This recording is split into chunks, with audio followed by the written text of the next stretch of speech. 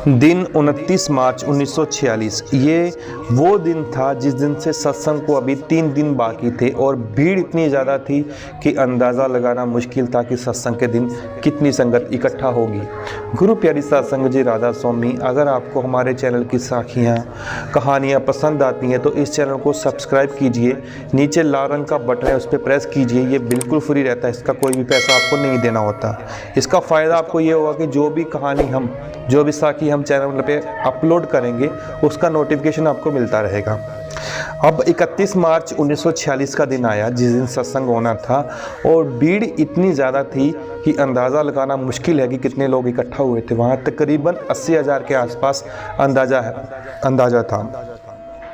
इससे पहले शायद ही किसी मेले में भी या किसी बड़े समागम में भी इतनी भीड़ इकट्ठा हुई हो या किसी और संत ने इतनी ज़्यादा संगत को अपने अनमोल वचन सुनाए हों।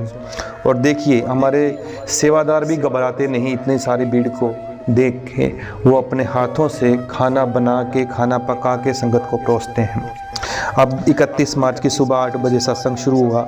श्री गुरु ग्रंथ साहिब जी से पाठ पढ़ियो और वेद विचार्यो शब्द लिया गया। उसके बाद धन्य धन्य धन्य धन्य प्यारे क्या कहूँ महिमा शब्द लिया गया, स्वामी जी की वाणी से लिया गया था। सत्संग समाप्त होने के बाद लोगों ने जाना शुरू कर दिया।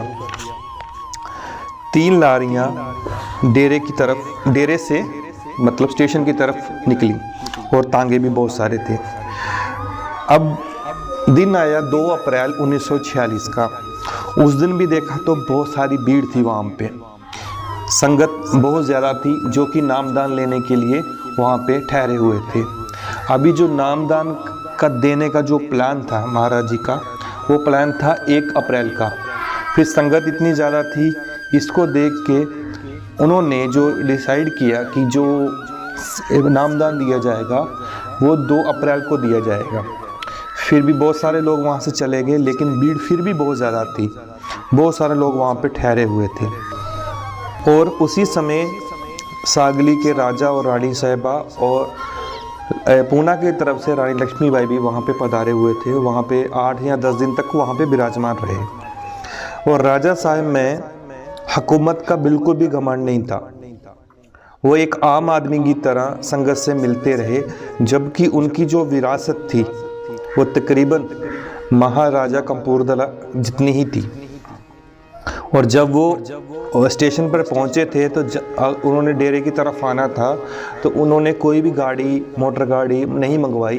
वो टांगे के ऊपर बैठ के ही डेरे की तरफ पहुंचे थे, जबकि वहाँ का जो रास्ता है इतना ख़राब था उस वक़्त कि वहाँ पे आम जो संगत है वो भी टांगे के ऊपर बैठने से डरती थी, क्योंकि मिट्टी घट्टा रोड बहुत ख़राब था। और वो देखिए, राजा साहब उसी टांगे के ऊपर बैठ के डेरे की तरफ आए थे। और 2 अप्रैल को सुबह 8 बजे हजूर महाराज जी जलंधर की तरफ तशरीफ़ ले गए। वहाँ से जलंधर सत्संग घर के लिए उन्होंने ज़मीन ली थी। वहाँ के थोड़े कागजात की ख़रीदारी के लिए कुछ उन्होंने देखना था और कुछ लोहे की चादरें कालू की बाड़ी की ओर भेज दी की। और शाम को वहाँ पे सत्संग हुआ। सत्संग में कबीर साहिब जी की बानी जो है ना, महरम होए सो जाने ऐसा देश हमारा लिया गया। उसके बाद सतगुर नाम पुकारो सतगुर को हृदय दारो।